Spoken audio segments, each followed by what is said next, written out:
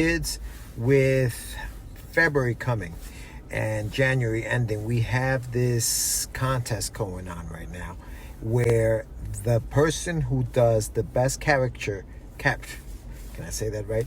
The best caricature of myself and Mr. Sam Vera gets some really cool stuff. So if you want to get down with the get down, send us your submissions. Do a caricature of us two knuckleheads, and the best one gets some swag. So send us those submissions. You can DM me at Medina Whip on Instagram or at Catch Da Craze on Instagram or even on Facebook. Go to our Facebook fan page and check us out there. All right? Good.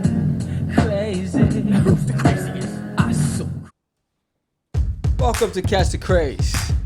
Here we go, George. Wow. I am your host with the most. Our show can be heard from coast to coast. To my left is my co-host. Yes, his name is George. Go ahead, George. George, the dreamer Medina. I was not aware that we were doing it like this. Come on, you're supposed to kick it in. Oh, I'm sorry. All right, quick question. What happened to the intro, the and the lights and the music? No? Oh, snaps. Not today. Not All today. right. I wanted to play that commercial for us. But I thought you did a really good commercial.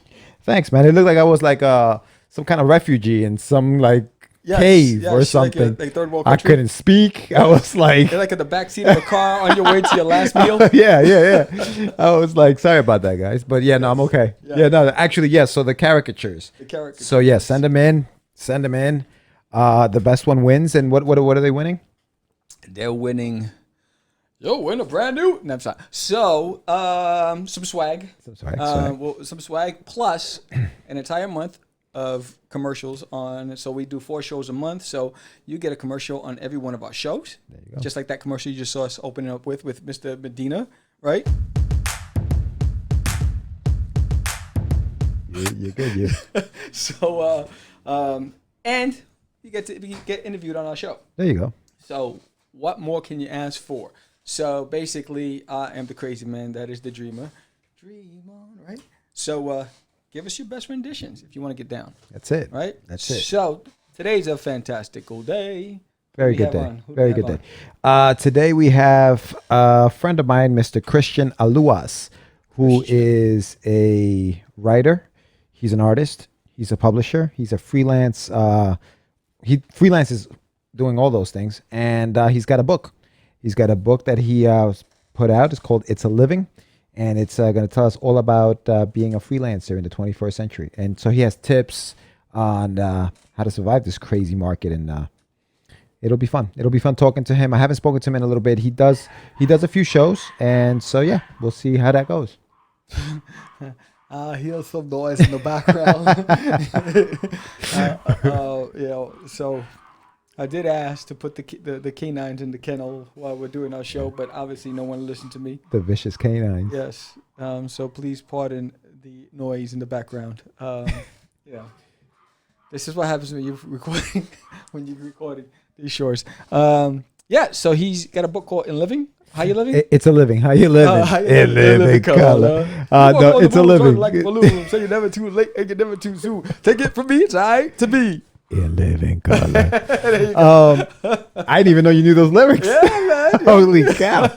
All right. It's a living, and he's making a living. He's making a good living doing it. So good for him. Yeah, we'll talk to him today, and that'll be what we got going on. This is February 21st, in case you were wondering. Now leave it to Beaver. This is what this is the 3rd show of the month now.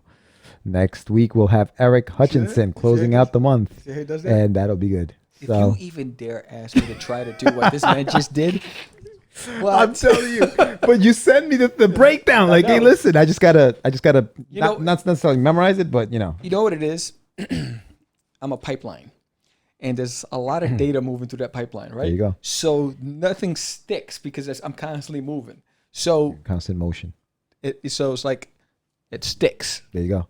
This is it. Bounces off. This is what It's the Yes. This is the teamwork. Yes. Teamwork makes the dream work. Yeah, you're right. So That's here right. we are. There you go. See, I'm the and he's the He's he's the sticker. He's the sticker. Yeah. I stick. Yes. So we have a topic on today, Mr. Medina. What's Yes. that topic? So welcome to Get Your Meds, and Get your today's topic Medinas. is the art of more sales on the floor. So I was talking to a few buddies of mine, and we were just talking about how do you sell at a convention, right? We've all done them. We sit behind that table. We're waiting for that first customer to come in. What are some of the things that you'll hear them say from when you were sitting behind the table? Do you remember? Do you know what? Yeah. Do you know where Alex Ross is? Where's the signing with Todd McFarlane? Things like that, right? Yeah. They come up to your table like, oh, by the way, excuse me, can you tell me where? Yeah, no, definitely. Do you mind if I eat my lunch here? Yeah, things like that. Yeah, you're right. That does happen. Man, you brought back some sick memories. Very bad memories. Really? Yeah. I was thinking more along the lines of, oh, I don't have cash. Right, yes, or, yes. Do you have a website? Yeah, I'll check this out online. Yes. That's the one, like, I'm not into you. Yeah, right, basically, You didn't work for Image, Marvel. Yeah, right. Who are you? Or they'll be on the phone, or they wouldn't even be on the phone. But hello, where are you? yes. No, guys, I gotta go. Yeah.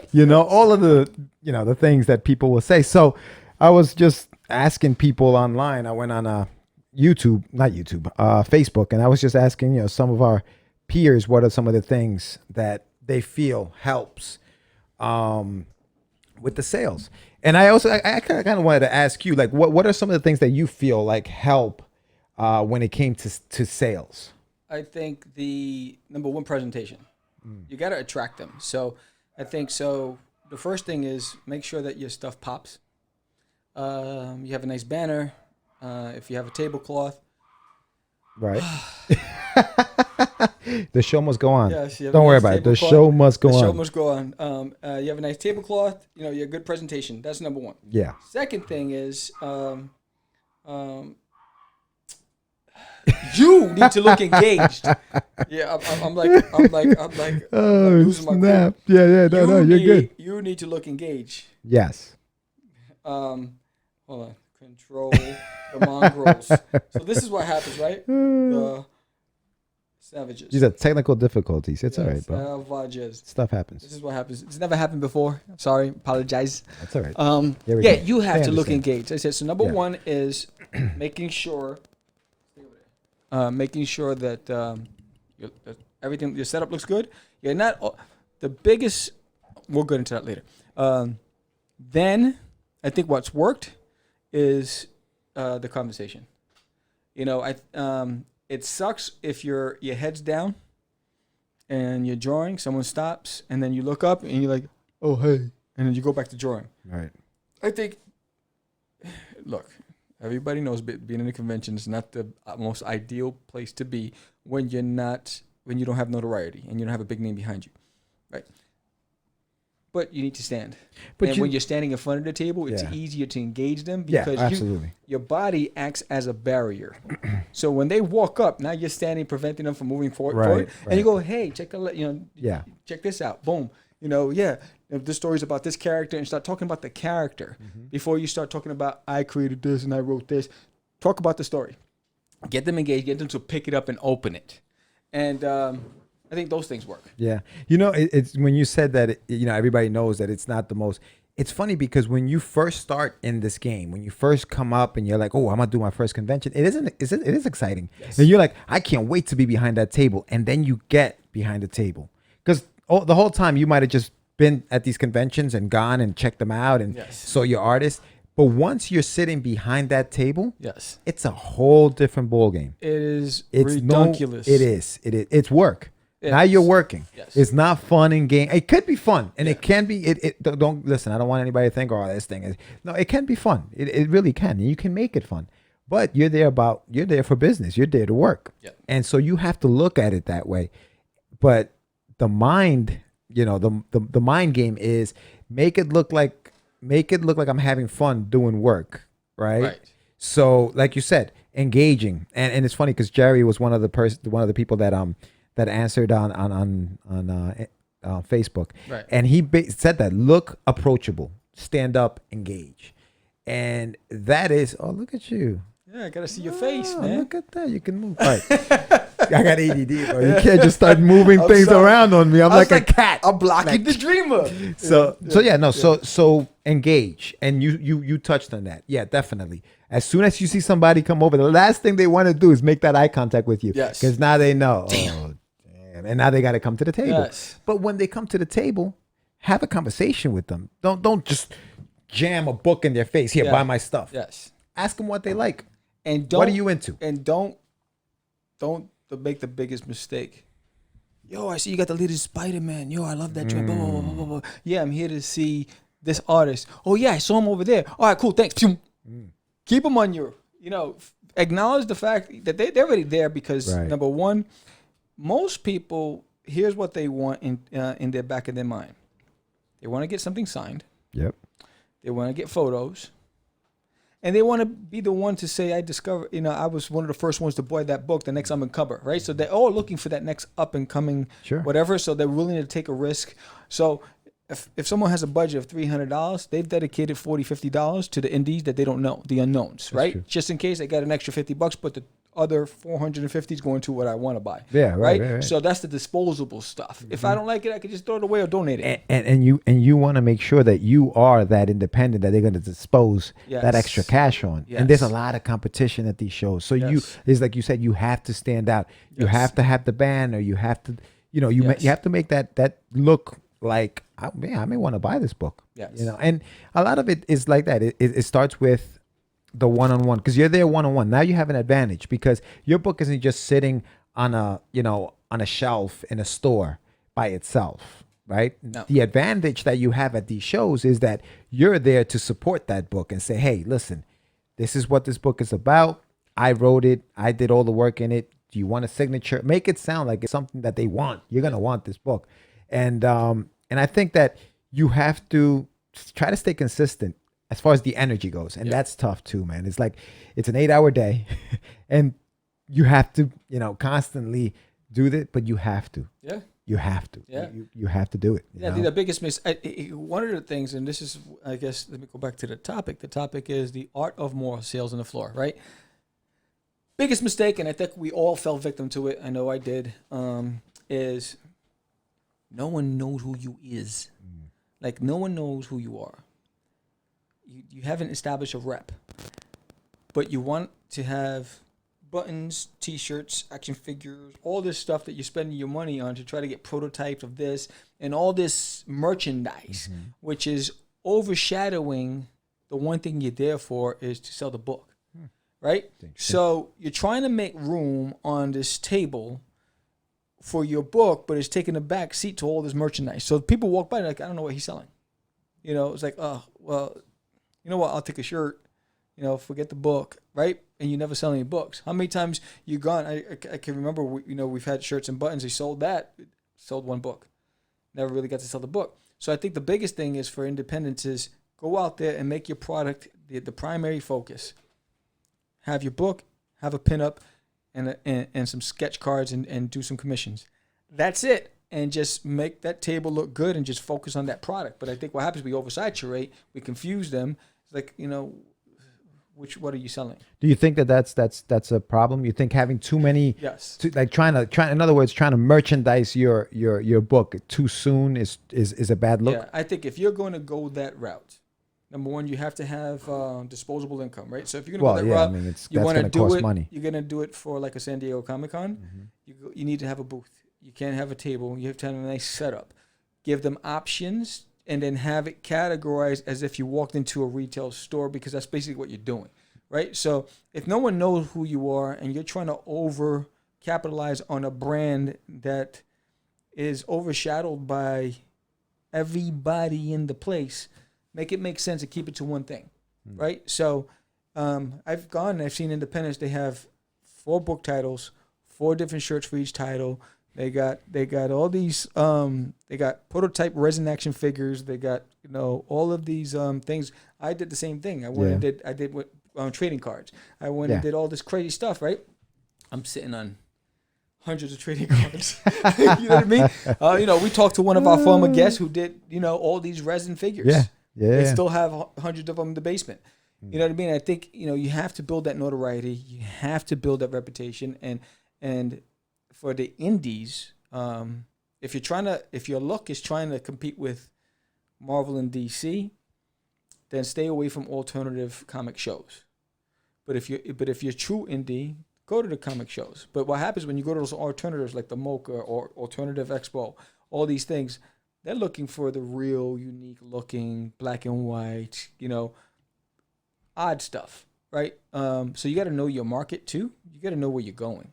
Don't go to a cosplay convention thinking you're going to sell, or anime convention trying to sell a traditional superhero comic book because no one's going to get it. Yeah. They're looking for anime. So I think knowing your market and then be specific with what you're trying to do. Right. Yeah, I can see what you're saying as far as giving a person who doesn't know who you are too many options and creating almost like creating competition at your own table. Yes. If your goal is to sell a book, but you have a T-shirt and that person may just want a T-shirt, they may buy the T-shirt. I think to a certain extent, and I think it all comes down to what you mentioned also, which is budget. Yes. If you have the budget to put these things together, because it's now time to do so, because you've been pushing your book and now you feel like, okay, you know what? I've been selling enough copies of my book. Let me expand the brand and let me sell a couple of T-shirts so that, because the T-shirts become an advertisement for you. Right. People are walking around with your T-shirt. So then it makes sense. But I think what you're saying, correct me if I'm wrong, don't do too much too early or too soon where you burn out too soon. Yes. So a solve for that. If you're adamant that you need to sell T-shirts, don't put it on a table, wear it. Be a walking billboard. So promote your books, boom, boom, boom, boom, boom, boom. And then during that conversation, you're making an exchange. Oh, by the way, we also have these shirts if you're interested. Boom. Yeah. You have your walking campaign. Yeah. But you don't have to. Make sure your table is clean. Keep the table clean. Keep it clean. I think that's what it is. If you do have other merchandise, clean it up though. Yes. Don't make it look cluttered because you're right. Yeah. I agree with that. You know what I mean? It's like, I think I'm always looking for 10-foot tables because I'm trying how much because I got wooden blocks of art, I have sketch cards, I got prints. You got these 11 by 17 prints like, I got to fit it on a table. Yeah. Right? So what I got smart. I put it in a folder. Right, so it's they can turn it, they can open it up, boom, boom, and it's another thing. Yeah, I have prints, and so there's individuals inside. You want to buy them? I got the box underneath. Sure, yeah. Right, but at least they can sort through. I like this print. Can I get this? Because there isn't any room back there. And now imagine if you're sharing that table with somebody else. Even worse. Now you have if it's a 6-foot table, you got 3 feet. Exactly, you have 3 feet. And most conventions are 6 feet, right? Yeah. You'll be lucky if you get an 8-foot table at some conventions, and you'll be like a superhero if you get a 10-foot table. Right. You know what I mean? Those are odd. But, I think it's really understand, number one, who the audience is. Have you done that convention before? Why are you willing to take the risk and blow the bank in an area you don't know? I think that's also big. Yeah. Touching on that stuff. Almost like do a recon. Visit a couple of these conventions. See how many people are walking in the door. Yep. Talk to some of the vendors or some of the other independent artists that are there and say, hey, how are sales today? Just ask questions and find out. Almost do your research and see, is this a show that, it's worth? Should I be spending my money to come here? How much is that table? That table's $350. All right, well, 20 people walked in through that door. Am I going to make that money back? Right. So a lot of that is also that, that and advertising before the show even comes, before the date of the show. So if you're going to be at a show in May and it's February, start promoting the show, letting people know, hey, I'm going to be there. Yes. Any pre-sales, you have Facebook, you have Instagram, you have all these things. Start to get your fan base going and letting them know, hey, listen, I'm going to, and as you get closer and closer to the show, let them know where you're going to be, what booth, who's going to be at the show, what kind of stuff are you going to have. Engage the audience so that they're ready. By the time that show comes, like, I'm going to go see that table. Yeah. Because I remember when we were in Emerald City. Yes. And remember sitting at the table, and I remember seeing a line, dude, for I think it was the Invader Zim. Yeah, granted, it's Invader Zim, but my man had a line of people waiting to see him. Now I think the line went all the way to New York. yeah, we're not gonna get that No, line, right? we're We're not as independent artists. You're not gonna get that line, but you may get a couple of people who are coming there specifically to see you, and you Yes. just don't know. Yes. You know, Yes. if you catch the eye of somebody who's willing to maybe put some money and invest in your project, you may even find them online. Which is why it's important to focus on the reason why you were there in the first place. If you decided I'm going to go and I want to promote my book because I want my book to take off, make that the primary. Because what happens is now you start putting your money on all these other merchandising stuff and you can't afford to print the next book. Right? So now if you just say you sold 30, 40 books at a show, right? And you guaranteeing that in the next show that you do, you're going to have a follow-up issue. But you blew your wad on all this merchandise and you can't afford it. Now you go to that show, that person comes to that show, it's like, hey, what's the other book? Because that's the only place you can get it is from the shows because you don't have distribution, you don't have anything else, and you don't, and you're not selling it through your website because it's too much money for you to ship it and all that stuff yourself, right? Yeah. So now they're like, yo, what's the book? And you don't have it, right? Then you do another show. Oh, it's coming. You just lost somebody, right? Like, you know what? Forget it, you know? So I think that's the biggest thing. And one of the things I learned is that there was a point in the beginning. I mean, Disneyland Motel was building such a huge fan base. Then, boom, done, right? And gone. So can I rekindle that? No, they're gone. They've grown up. Some of the kids, I remember I have a photo on my wall of the Brisky family that they bought, I think it was like 50 books for a birthday party, and they gave a copy to every kid in the party. Yeah. You know, those things, but it started off with them being fans coming to the show. They got one, they got two. Then you know what? Can we get 50? Boom. Focus on your primary reason why you're there. Make that book your baby. That first year, hustle and finish what you started. Second year, go into the shirts. Get, you know, if you want to do a shirt or whatever, but, you know, I think, you know, your first year out, it should just be the print and the book. Keep it simple. Right. Keep it moving. Get your keister off the table. Engage the customers. Yeah. And I think, you know, I can tell you right now, you go to any comic convention across the U.S., 50% of Artist Alley have their heads down. They look like they're bored. They're playing on their cell phone. They're eating big old hoagies, and they got stuff dripping on their shirts, right? They don't look like they want to be there. Yeah. Act like you want to be there. Yeah. Those 2-3 days that you're there, it's work. It is. Clock in. It's work. Boom. It's work, now, bro. Think about somebody is your boss saying, you need to make me some money. Go out there and make the money. Yeah. And enough for nothing. I mean, if you do want to, you know, look around and enjoy it, then make time for that. Yes. Maybe make it a lunch hour. You know what I mean? Well, guys, for an hour, I'm just going to walk around the convention. That's it. Because you do need that break. I mean, you can't, it's hard to sit there for 8 hours and just be chatty and unless you're the stupid guy. Yeah. Because you know that, because we used to go to the conventions. Oh, yeah. You wouldn't leave. I would never, yeah. And you burn yourself. Yes. And you're hurting yourself because you can't come with that same energy for 8 hours. And eventually you just be like, I'm done, you know, and that's day one. You still have 2 more days of this thing. Yes. In some cases, like, you know, in San Diego and in New York Comic Con, you got 4 more days of this thing. So yeah, pace yourself, but definitely do what you're saying. Engage the audience that's coming in that door. Somebody comes to your table. Hey, how you doing? What's your name? My name is this. Start a conversation with them before you throw your book in their face. Engage them. Make them like you. Yes. You know, likability is huge. Yes. If they like you, they might spend a little money on you. They may be willing to support your product and then discover that, wow, I actually really like this thing. And be confident. Yeah, definitely be confident. Be very specific and to the point about your pitch. So you have to have your elevator pitch. Yes. For every customer that shows up. Yeah. Right? Yep. It's that you got 2 flights up on that elevator, and you got to convince that CEO that your product is the next thing that company needs to invest in. That's exactly what every customer is. They're that next investor. So you have to be confident. They say, hey, what it's about. Well, you know, what is it? What it's about. What it's about, yo. What it's about, B. Yo, B, tell me what this about, yo. Right? And you got to be confident about it, right? Yeah. What? Yeah, know your story. Yeah. Don't start stuttering and like, you know, You know, it's a mix between. Yeah. You know, it's like five, and you start giving them 5 different books, right? Right. It's a mix between like Star Wars and Yeah. Star Trek. Yeah. Starts Babylon 5. Yeah. And it doesn't help if you're Buck looking at their Rogers. face and you Right. see that they don't like that, so you switch it up to somebody else until you find the face that you know. Know your book. Yes. Know your book. Yes. Yes. And it's like, you know, it's you got to find something like, you know, if you have some crazy book about some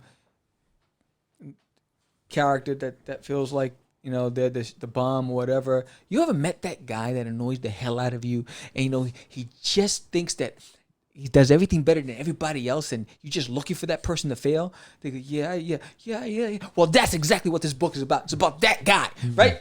They're like, really? Something. Yeah. And they're like, oh, well, let me see. Boom. Right. You know, so you got to get something, start off with a question.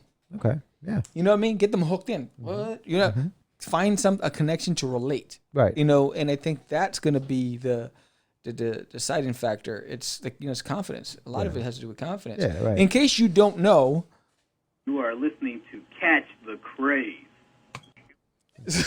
so how you like that? I like that. Yeah. You just out of nowhere. It came out of nowhere. It wasn't even like a segue to Yeah, no. That's just how I do. Bang. By the way, I'm in the middle of a thought, but bang, I don't even know what I'm talking about anymore. I know. Right? Anyway. No, and Carry on. Yeah, I think confidence is key. Have a hook to bring them in, and don't waste their time. You know, they're looking at their clocks too. I got to go to this panel at this time. I got to go to this book signing at this time. I'm going to go eat with Mary at this time. So there's over 100 other people there doing the same thing you're doing. So respect their time, and keep it moving. So you got 3 minutes to seal the deal. Work. Yeah. Make it happen. That's the hard part. And I think, you know, I give you a perfect example. When I went and did the White Plains Comic Con in the mall. Yeah. Number one, I never done. Okay, I'm showing the mall, right? I was like, what the hell? So I said, let me just do this because I'm trying to get my groove back in. Yeah. It was awkward, right? It was definitely not my crowd. Okay. As far as there was a lot of cosplayers. Well, that's big now at conventions. It is. That's huge. There's a lot of cosplayers looking for, and there's like cosplay shows and all this other stuff happening in the arena, and they were really big on anime. Yeah. So I was like, all right. So it was a learning for me, right? So that means I had to work whenever somebody showed up at my table. I had to work, and what I learned is, because I walked when I got there in that morning, I walked the setup, and I was like, there's a lot of anime here. There's a lot of cartoon stuff here. I went back to my table and I started drawing sketch cards and doing wooden blocks. I was doing anime characters, Pokemon characters, Yu-Gi-Oh characters, whatever, and that's when I started selling. I was selling contraband. I was selling original art. Okay, we'll call it original art. Okay, I didn't go and do prints. Okay, there you go. That'll be a discussion for next week. That'll be another show. Yeah, it'll be another show. John Adon. So I didn't go and do prints. What I did was I said, all right, you know what? And there was a way, and then what I did was I laid it out on the table, and then we're like, oh, that's that guy, oh, right? And they started picking it up. Automatically, yes, huh? and then I would try to seal the deal with my book. It was like bees to honey, man. Yes. That's amazing. No, you were looking at the phone and you got me all screwed and stuff. You know? Oh yeah, nah. Our guest will be calling in soon. The last couple of weeks, ever since we started doing the show, you'll notice that we'll be in the middle of a conversation and the phone will ring, and then you see a commercial. That's normal. That's what we do. As soon as that phone rings, that's our guest. Yes. Sam will pick up the phone, tell him to hold on, and you'll see a commercial. So don't be alarmed to think you went to a different channel. That's why we That's fired what's going Herb. on. Herb wasn't handling his business. He wasn't handling it, man. I was like, yo, seriously? No. F Herb. Yes. Anyway. Making me look bad. Anyway, so that's when you started selling. People were like, oh, yeah. Yes. Now, did they buy some of your stuff? Yes. Okay. So I say if I had 20 customers that day, which is probably what I actually had the entire time I was there. You know, that show used to be good. It used to be at the library. But did it? And honestly, I did it once, and I had my graphic novel, my Russ graphic novel, sold it out. It was a really good, at the library, it was great. Then they moved it to the Galleria Mall in White Plains. And I don't know, I haven't been there since, but from what you're saying, it sounds like it lost a bit of its luster. It wasn't my audience. Right. Okay. And so in order for, it was like I had to bait and switch, right? So I had to lure them in with what they liked, Bait and switch. and then sell them what I created, right, Interesting. to get them to hook into it. So it worked. So I'd say if I had 20 customers, of the 20, about 8 of them actually bought my product as well as the original art. See, but it helps when you're the artist. Yes. Working on that book. Yes. So if you're the artist and you're drawing these things, they tend to say, "Oh, you drew that? You also drew that book. Now it works." But if you're a writer at the table with a bunch of prints of other stuff, there's no relation. Yeah. So now you're just selling stuff for other companies rather than trying to help yourself out, Yes. which can backfire. But Yes. yeah, I'm glad this worked out for you in this case because Yeah, you were because able to they make some reached out to sales. me and they said, "Would we'd like you to come back?" I was like, "Oh, thank you, but no, thank you." Even though it was not expensive at all to do. When I realized that I just broke even, I paid for the table basically. I was like, "It's not worth it." Well, yeah, because you're coming from Jersey too. Yes, it didn't pay for gas and tolls, Right. And pain and suffering, but I paid for Pain and suffering. because you had to sit there and like look at all those kids in costumes all the way over there having fun, and I'm sitting here by myself. Oh yeah, that's right. You were by yourself too. yes. That's the other thing. It's tougher when you're doing a show by yourself. Yes, you because know? I had to rely on somebody next to me to cover so I could go to the Yeah. bathroom. Yeah. So and then you don't get to pick your spot. Right. So they pick your spot and you don't. Oh really? Yes. Oh well, yeah. Okay. So they put me in an area with a bunch of other artists that had nothing to do with my genre. Ooh. So I was the odd man out. Weren't we one time? Weren't we sitting next to like some like back in the day? We were sitting next to like we were selling kids books, but we were sitting next to like women with like Porn. yeah. It was like porn. Yeah, it's like I was like, the moms didn't oh. want to bring the kids next to. I was like, Right. oh, the man. dads were ready to hang out. They were but, using our table as an excuse. Yeah, Word. Timmy, look at but that. it didn't work out for us. Yes. Yeah, that was interesting. You are listening to Catch Ooh, the Craze. I like that. How you like that? How you like that? You like that one?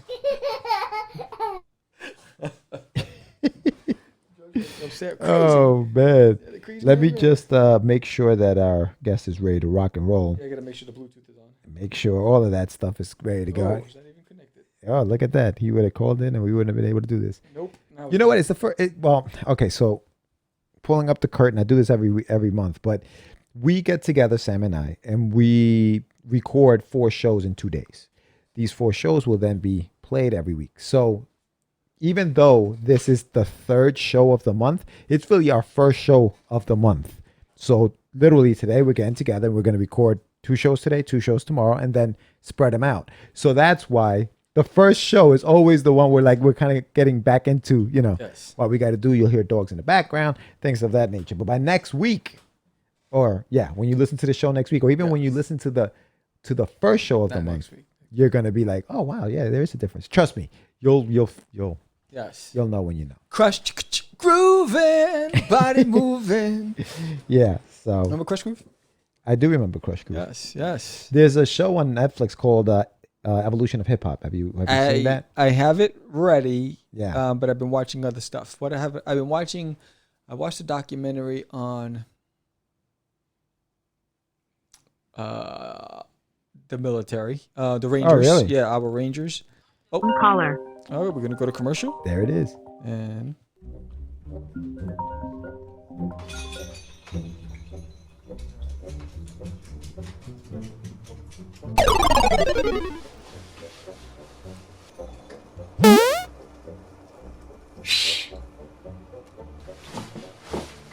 Why are we hiding? I'm not hiding. I'm trying to catch it. Oh, what are we catching? What are we gonna catch? I'm trying to catch the craze. Catch the craze. The what?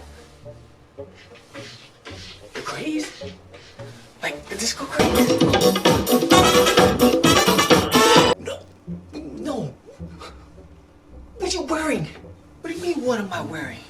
What are you wearing? I'm fresh. No one says fresh anymore. Why are you acting up? I'm not acting up. You're acting up. Come on, man. Stop acting up. Candy girl. All right, welcome back. We have a special guest on their phone. Welcome back, everybody. We have Mr. Cristian Aluas on the phone. Cristian, how are you, my friend? I'm doing well. Good. How are you guys? Good, good, Sam and excellent, George. man, excellent, excellent. Christian, just so you know, the gentleman who answered the phone, that's Sam Vera. He's one of the hosts here on the Catch the Craze podcast, and thank you so much for being on the air with us. Great. Oh, I'm excited. Yeah, thanks. Thanks for having me. No problem, man, no problem. We spoke briefly yesterday, and I know that you had come back from a trip that you took, and you've been doing a couple of conventions, I guess, since I last spoke to you. How's everything going? Oh, fantastic. Yeah, well, I took a trip for a full month, actually. Good. I finished my book, It's a Living, which is for freelance artists. And then as a treat, I decided to leave, like literally the next day. I launched it on the 8th. I left on December 8th. And then I just kind of went, through 4 places in Europe. And then just kind of, yeah, it was great. Just Nice. living the freelance lifestyle, really. There you go. Did you get any ideas while you were out there for stories and things of that nature? I just went to go. Yeah.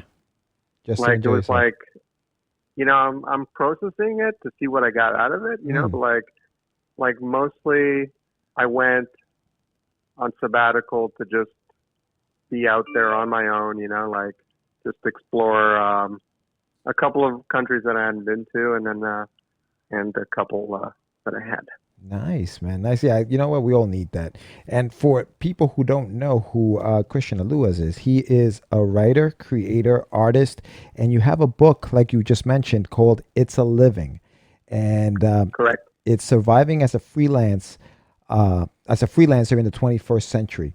So when I saw the title, Cristian, I was automatically hooked to find out more about this book because as an independent artist, we want to know, okay, well, what are some of the secrets, right? So what led, I mean, and I'm assuming this is something that led to that book, but what does it mean to be a freelancer in the 21st century? What does it mean? Yeah. Or what do you? Yeah. Yeah. What is it like Um, if you're saying, okay, I'm a freelancer, for people who are out there, like, what the heck is what does it mean to be a freelancer? And especially now in the 21st century.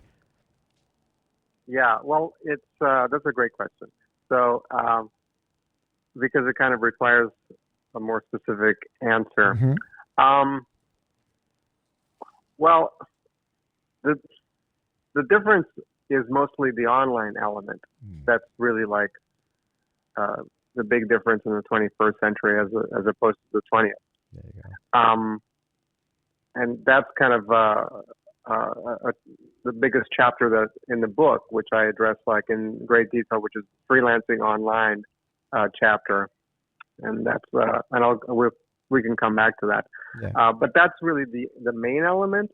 But then the greater, just freelancing in general and surviving, the survival aspect of freelancing in any century is like there's skill involved, Right. definitely, but the professionalism. Right. That's really, and then there's so many other little factors that I go through in the book, like regimenting your schedule, which is part of professionalism. Right. It's like kind of getting a hold of yourself, and then like making sure that you hold yourself accountable. Right. Right. So I have a very strict work schedule, and I actually outline what I do when I wake up. Yeah, what no, I do it every hour. Yeah, I saw that, Cristian. It's the productivity chart, right? You have like a productivity chart that you put together, Yeah. where you basically and you basically break it down from like the moment you wake up all the way to when you go to sleep, and how you plan out the next day for the things that you're going to cross off your list to keep you productive every day. Oh yeah. Right. And I love that, because I feel like when you're doing this for a living, right? When you're a freelancer for a living, there's that discipline that you have to have, because you're not clocking into a job, right? No, you're clocking into yourself. Well, you are actually clocking into to your job. This is your job. Right. It's not like you're not just like living. It's like don't misunderstand. It's like actually the title, the tone of the title is actually meant in the way like it's a living. Like it's just like it's as simple as that. It's not like it's meant more like uh, that. It's not anything obsessive about it. Although sometimes I describe my process as like it's like my regimen and how I exercise every morning, my strict diet, um, and I mean I read regularly too, so I research a lot. But um, it seems like strict, but the title itself is kind of like loose. It's almost like um, just to indicate that hey, it's about like making a realistic living. Like I don't want people to have false expectations, Right. and and just like be happy what you're doing and allow yourself the freedom to really like enjoy life too, because it. I mean, you'll see. Like it does seem like when I describe those things, it seems like holy crow, like this. That sounds intense. Mm-hmm. But within those hours, and at my most efficient, I actually get a lot of my freelancing work done early, Right. and then I am developing my own personal IP the rest of the time. Right. So, like now, actually lately, although I'm not like, I can cut down on my income, and then I can get like I just make whatever's comfortable for me, Right. and then I can have like extra leisure, so I can get like most of my freelancing projects done in maybe 3-4 hours in a day, and then the rest of the time I could just like I can write my screenplays, I can finish another book. Mm-hmm. I have other things to read and explore, and I have other personal projects. So Yeah. No, yeah. no, I'm sorry to cut you off, Christian. I was just No. in remembering your book. I know that the beginning of the book, you talk about the foundation. Can you tell us a little bit about your background? Sure, yeah. My background is I studied animation in college. It was a community college. Before that, I actually went to a fine arts high school. It was like the best high school in all of Canada at the time, and it's called Canterbury. And I had to apply, and it was like a specialty, it's like a magnet school. You had to apply for different arts programs, and so I went to that, and then I went to Algonquin College to major in animation, and I really learned a lot of things that I'm utilizing now, like having a strong foundation in life drawing and being able to look at subjects objectively Right. and draw them objectively, and being able to mimic. So that's helped me personally, like through freelance projects, to be able to mimic Right. any request. And then I majored in creative writing with a minor in studio art and art history at Concordia University, which I did not complete. I did a couple of years. This was in Montreal, and then I was just, I don't know, I wasn't sure that academia was for me, so Right. I just came back to Ottawa, where I was when I grew up, and started showing in cafes, and I registered a business, and the rest is history. So you didn't complete the as far as the writing and the art degrees, but you continue to do so freelance, correct? Like you continue to make a living doing this freelance. Do you consider yourself more of a writer or an artist? Well, that's a great question, because I started. Well, I mean, I, I'm I'm not more of anything, to be honest. Mm-hmm. I'm an artist. Mm-hmm. Like I am a contemporary Renaissance artist. I mean, I don't want to like sound like kind of egoistic, but that's how I kind of this is what I want out of my life. Right. It's like it's not about like what I'm trying to label myself to you or anybody else, Yeah. but it's like this is what I want out of my life. I want to like absorb as much as possible and to experience and I don't live like I work from home, but I'm not cooped up, like I go, I have adventures, Yeah. So so I don't know, I'm just a guy, I'm a person. yeah, I don't know if that answers your Yeah, question. no, definitely. I was actually as we're speaking, we're scrolling through some images that we have of one of the books that when I first met you, I knew you were working on, The Big Boss. And the reason why I Sure, asked oh, the yeah. question about the writer versus the artist is because you did both in this book. Am I correct in saying that you wrote it and you also did the art for it? Correct? Depends which one. Big Boss Comic, Yeah, that one? Big Boss Not, comic. yeah, Yeah. yeah. Big Boss Comic, yeah. Because there's a volume one, which is Big Boss Gun for Hire, which is a Hmm. miniseries. That there was a separate script writer for that. Right. But yeah, Big Boss Comic, that's the one I did all on Instagram. I drew one panel each day, 5 days a week for over 13 months. And I wrote it and drew it, and then I published it. And I did absolutely everything on that. So everything in that book is basically an Instagram post that you did every day for that amount of time. So like when they buy the book, they open it up. It's literally a Instagram post every day that you did. Correct. Wow. However, don't let people, imagine that they're just random posts. It's Right. actually a sequential story. Right. So I storyboarded several weeks in advance, and then I had a plot that I was following, Okay. and then I would release a panel each day. But to where it's like the second half of it, certainly I was really like just drawing everything like the weekend before. So Yeah, you had to like stay most ahead. of my Yeah. most of my personal projects are like weeknights and weekends currently. Right. And then Big Boss So Gun for Hire, you actually did a movie for that, right? yeah, I produced a short little movie Mm-hmm. a couple of years. It's been a few years now, so it's kind of embarrassing how long it's been now. But it's been a while ago. Yeah. No, but that's awesome. I mean, I love the fact that, you, like you said, you work on your own projects and you have your stuff that you're doing for your independent work. You also work for hire and then you have this, It's a Living. How is the book doing? Oh, it's doing pretty good for an indie, I think. Mm-hmm. I had pretty good pre-sales. What I thought, like it's not like a publisher. Like I met somebody that was publishing, and they said, oh, my publisher had 1,000 pre-sales. Mm-hmm. I'm like, okay, well, I didn't spend any money on publishing. I had like about 20 pre-sales, Right. which was good for me. Yeah. I was very happy with that. And then it sold really well immediately after and in December with another like 50 or so sales, which is, I think, a good start for me.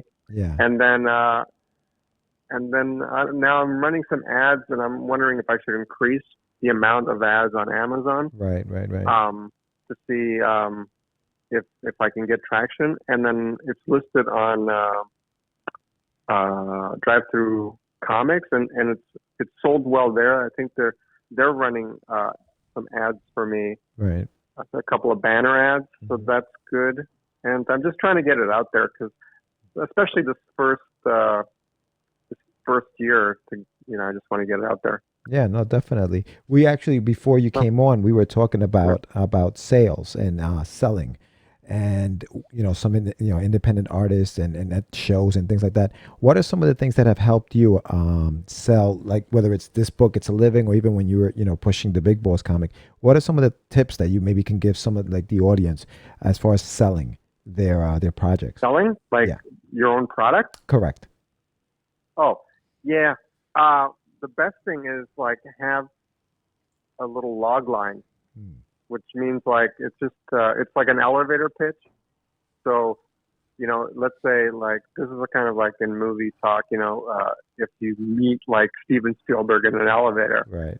and then he's like, "What do?" You go, "I'm a filmmaker too." "Oh yeah, tell me about your," like you got like you see the floor is changing, and it's like 5, 4, Yeah, you only have a certain amount of time to impress this guy. Let's get it. Yeah, gotcha. So you gotta sell Lethal Weapon, or something like that. Like something good. So you gotta tell it like in one little short, pretty much one or two lines at the most. Right. So so that's what you have to have. Yeah, it's funny because Sam actually made the same point where you have to engage these guys, right? And you only have a certain amount of time before they kind of just turn away and say, "Okay, I'm not interested." So you have to have that ready to go, like to fire it away and get them hooked on your idea and make that sale. Do you find that works? Yeah. That works for you most of the time? Yeah, when I'm selling one-on-one, like for example, It's a Living has really good subtitles too, and that helps Amazon searches. So so it's like It's a Living, surviving as a freelancer in the 21st century. What's it about? It's the ultimate guide for success for artists and creative professionals. What else do you want? Right. Right. So right. So it's there. It's there in the title. Gotcha. So anytime they search it, boom, this will come up in their search. Is what you're saying? Yeah. Well, that was part of my my strategy because I did a lot of research because the graphic novels. I mean, they sold modestly, like for indies. They sold even less than this. Like, I mean, it's sad, it's like indie, I mean, it's my own fault. I got nobody to blame but myself, I put out these books and then I spend money on conventions and then I sell, books there and then they just sit if I'm not promoting it, and I'm working on something else. Yeah. So those, like, I didn't even consider the type of cover for the genre and et cetera, et cetera. Right. But with this, I really did my homework and I'm really proud of it because it's like I studied, like the design, right. For the book, so it's like, so it fits like the non-fiction genre. Right. And I really love this design. I think it's like, I mean, I can't imagine a better design. Mm-hmm. And it has my art, Yeah. So I picked the right image. It's like everything is like me. It's like it's every fiber of me. Right. And so it's personalized in a way. Mm-hmm. And the title, it's all there. And then that works really well for Amazon because it's like when people search, it's like It's a Living, and then the subtitles are all there. So it's like just keywords like freelancers and things like that. Those it'll hopefully show up just on searches. I got you. And how long did it take you to write the book? I mean, with all the research and everything that you did, as far as putting it together, how long did it take you to do all of that? 2.5 years. 2.5 years. Wow, that's pretty good, man. Yeah. Awesome. Yeah, that was my goal. It was actually my goal. I mean, I set like 5-year goals. Yeah. So actually, about 3.5 years ago now, I set a goal to finish 5 book projects and make a couple of films. The films I have little or no traction to, except I wrote 2 feature screenplays. One that it's like been like 10 drafts. Yeah. I've had like some table reads that are pretty good. I've had coverage, and those are all like work in progress. And I finished the graphic novel, which I count the screenplays. I count like the graphic novel, the Big Boss comic, which was like the first one, and I count this. So right now I'm like a year and a half, 2 ahead of schedule. And within a year and a half, 2, all I have to do is do one more book. Wow. So I'm right on schedule. Yeah, no, you are. We're actually scrolling on Amazon because a lot of your stuff, the Big Boss comic and the Big Boss Gun for Hire, and even the It's a Living, they're all available on Amazon if anybody's interested in picking them up, and we'll have the links to that. But yeah, it looks really good, man. It looks really. I like that black and white, almost like noir kind of feel to it, to the Big Boss comic that you have. Thanks. That was fun. And actually, I was thinking recently to do another one. Yeah. But it's a time commitment. And I have, like I said, I have another book to write, which I may, if I'm busy with like other developments, I have like a children's book that I could like squeeze out fairly quickly, and then I can meet my personal goal. So I have that and then I have like a novel perspective, and I could always adapt one of the screenplays into like nonfiction. Or fiction. Yeah. So I don't know. Is your next project a graphic novel, or is it a prose book? What's your next project? Um, well, right now, actually, I'm doing a lot of research on filmmaking. So that's my next project. Nice. Right now, I'm mostly promoting the book and seeing if I can make a feature. Perfect. Cristian, where can they, other than what I've already mentioned, where else can they get the It's a Living Book? Can they get it at any show that you're coming up and doing soon?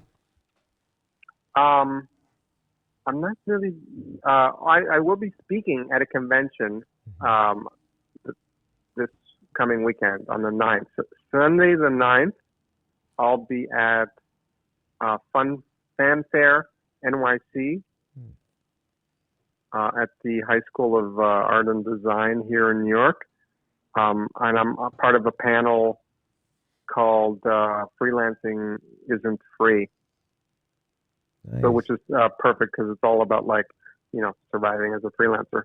Sweet. And what time is that event? Is it an all-day event? 12 noon 12 Sunday. Noon. 12 noon on Sunday. Yeah, but the convention's on both days. Right. But I was only booked for that, so which is fine by me. Yeah. Because it's perfect. I don't want to just sit there all day. I just did a convention a couple weeks ago. Yeah. No, I hear you. Wow, man, it's exciting stuff. I always like to talk to freelance, whether it's an artist, whether it's writer, creator, and just talk about their process. What they do, and in this book, I definitely urge people to pick it up. I love the fact that you have that productivity chart, because sometimes people don't know how to break up their day, and this is a very good way to do that. So I think it's definitely a book worth picking up for everybody. Yeah, well, if I can add about the productivity chart. Yeah. I write in fun. Yeah. I don't know if you noticed. Yeah, on the weekend. But I schedule fun. Yeah. So I have that chart, which is my daily. I know my work schedule every day. And then I have a separate chart of to-dos. Mm-hmm. And I write each task, and then I anticipate how many hours it'll take me. So I know so I'm not going in oh crap, and then I hate myself if something takes too long, and then I'm exhausted, and then then I'm hungry, I gotta go lunch, Yeah. So I anticipate how long each task is gonna take, and then I make sure that it's realistic. So then I go, okay, geez, 5.5, 6 hours, because when you're drawing as an artist, 5 hours a day is pretty much your maximum. Yeah, it's a lot. And because the rest of the time you're you're spending an hour on some emails, just if you're trying to win new projects or something. Right. Just negotiations take forever. Mm-hmm. And then you're just if you have to read, you got to rest your eyes in between. You got to move around. It's kind of tricky. Yeah. Because physically you can only do so much, Yeah, no, of course. Yeah.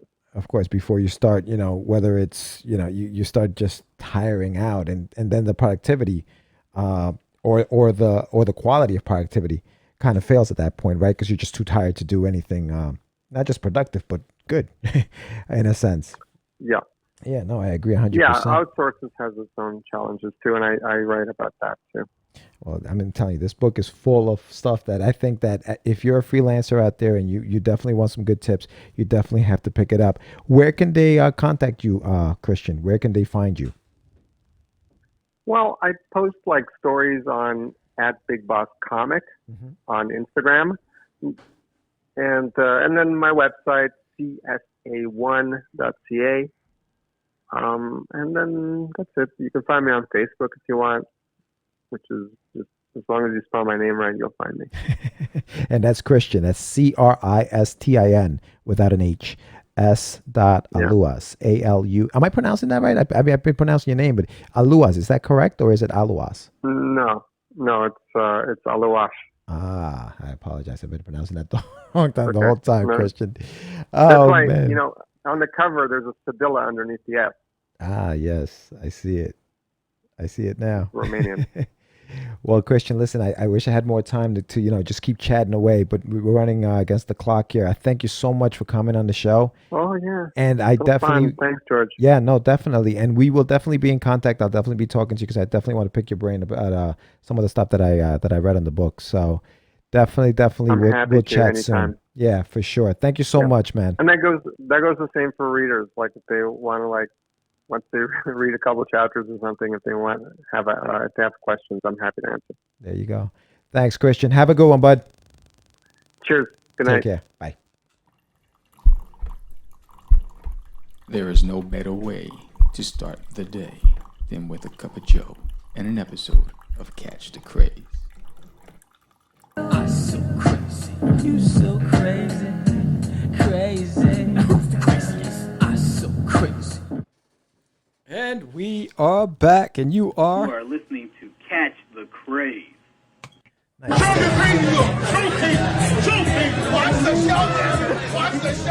Woo! All right, you're full of little buttons over That's there. it. That's it. So that was Christian Aluas, who I've been pronouncing his name wrong the whole time, and I apologize to Christian for that. I don't even think I pronounced it correctly now, but interesting. I would, yeah. Interesting artist. He definitely has a lot of knowledge, man. Like the book, I read through. I haven't finished reading it, but I've read through what I already read through. I was like, wow, this guy really breaks everything down, and it's so important. The discipline, I think it's important. And he Yes. spoke about this. If you see this productivity chart, I'll show it to you. It's insane. But it's funny that you guys were on the same page with the elevator pitch. That's, Yes, I've written up and down quite a bit of elevators. yeah, there you are. Hey, I got a pitch. Wait, don't close the door. Well, you know what I want to talk about is that opening, the one that not the opening because I did the opening, but the commercial we had before Christian came on. Snats. The Crazy Man. The Crazy Man. So we actually saw the Crazy Man. Is that the Crazy Man? That's the Crazy Man. I'm looking forward to seeing some more of those Crazy The Man skits. Yes. Crazy if Man you're skits. a fan of the show and you've been watching, let us know what you think about that commercial for Catch Da Craze with Sam and his alter ego, the Crazy Man, try to catch the craze. That it was had a lot of fun. I see. I You had a lot of had a fun. lot of fun doing that. Yes. Oh man, well we're gonna have some fun next week. We're gonna have me some fun. We're gonna have me some fun. When our guest is What gonna movie? be. I don't know. Come on, We're gonna have. I don't know. Which one is it? Predator. Really? Yes. Remember when Predator's taking out everybody and what's his name? I forgot his name. The black actor with the bald head. Okay. And he's like, I'm gonna have me some fun. I'm gonna have. He's going like he knows he's gonna die because he's Okay. gonna go up against the I Predator. haven't seen the He Predator takes off in his years, jacket. dude. He takes off everything and he's going. Oh man. How excited are you about Top Gun 2? Real quick. Highway to And with the that- danger zone. We'll see you We're next gonna week fly when our guest will be to the danger Eric zone. Hutchinson. Oh man. You had to ask. You I had did, to I ask. did, That's I just, did. I'm just saying. Oh, you're a funny guy. Are you excited about it? I saw the clip, but I didn't really see too much of it, and it looks good. Yes. Yeah, I think it's staying true yeah, to the meat and potatoes yeah. of it. Yeah. I haven't seen Bad Boys 2 3. or 3, right? Yeah, Trace. Bad Boys for Life. Yeah. Yes, I haven't seen it either. yet. I haven't seen it. I want to see that. I'm excited about that. Yep. But that's it. So with that said, I am your host, Sam the Crazy Man Vera, and I am with George, the Dreamer, Medina. Peace. and we are going to the What happened? We're still here. Holy! I said Just- peace. Oh, there it is. It's not. Crazy. I'm so crazy. You so crazy. Acquiesce. Crazy. No, it's about my friend Aquise. I met him. You so Say my name. Say my name. Right. This is what you were thinking? Oh, You are listening to He described me. He said, "I'm the." You're listening to Catch the Craze. You're listening to Catch the Craze. You're listening to Catch the Craze. To Catch the Craze. You are listening to Catch the Craze on Catch the Craze. You're listening to Catch the Craze.